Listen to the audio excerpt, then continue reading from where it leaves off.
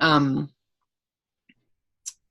and I think this will bring up some more questions. So I'll share it on the screen, and you'll see some of my comments like in the margins. I'm going to try and hide them, but just ignore them. Just follow along with the text if you can. We're going to read the story out loud, and you'll have it in front of you, and then we'll talk about it and analyze it.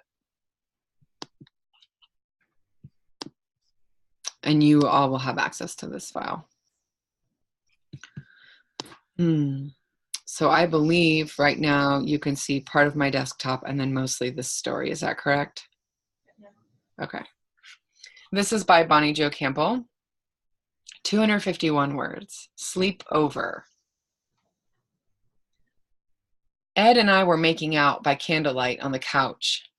Pammy was in my bedroom with Ed's brother. She wanted to be in the dark because her face was broke out. We were wishing your head could be on Pammy's body, Ed said. You two together would make the perfect girl. I took it as a compliment. Unlike Pammy, I was flat-chested. Ed kissed my mouth, my throat, collarbone. He pressed his pelvis into mine. The full moon over the driveway reminded me of a single headlamp or a giant eyeball. Ed's tongue was in my ear when Mom's car lights hit the picture window. Ed slid to the floor and whistled for his brother, who crawled from the bedroom on hands and knees. They scurried out to the screen door, into the backyard, and hopped the fence.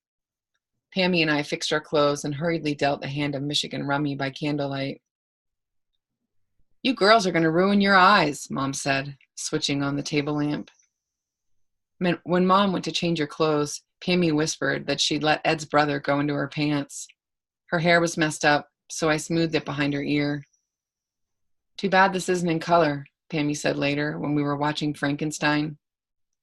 While the doctor was still cobbling together body parts, Pammy fell asleep with her small, pretty feet on my lap.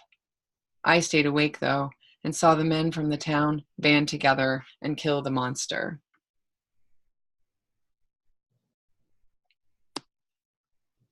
Actually, oh, my screen changed. Can you see the story now? Okay.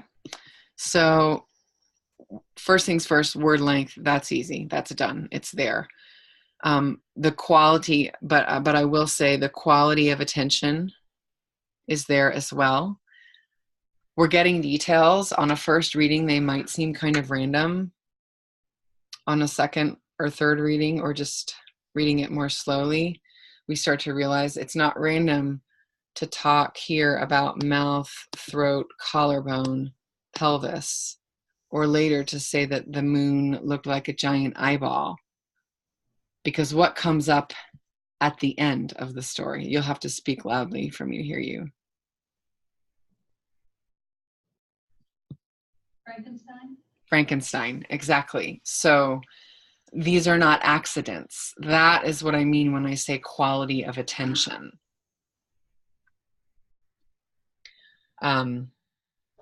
Is this a reaction to circumstances? Yes, it is. The circumstances are that for whatever reason, these two girls are home alone on a dark full moon night with some boys who are ready to go. And maybe the girls are too. You're trying to figure this out. That's a given.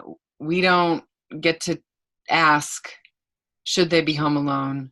Are they old enough to do this? Where's the mom? Is there a dad around? That's not up for grabs. Okay, we take the story with what it is, as long as every word that we're given is working and in sync.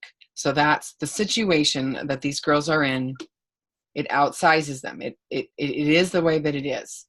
The mother coming home, it is the way that it is. That's not up for grabs. So she suddenly comes home. There's your stress immediately and efficiently applied.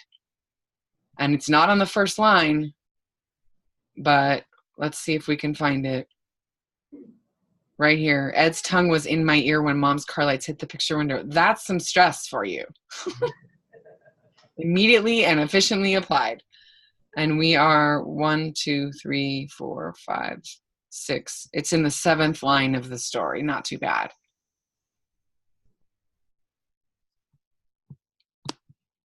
Some other things going on in this story. Setting. Here's your setting. On the couch. Done. We find out later it's in Michigan, or we suspect. Fair enough. That's it. For Flash, that's fine. It's great. It's awesome. Forget like the English teacher version of setting and build up and all the like pomp and circumstances and the drums beating to like build this epic world. Like they're on the couch. Setting is done. Check that one off. Here's another one. Her face was broke out. Okay, we roughly know what age they are, right? Done. Another one to back it up.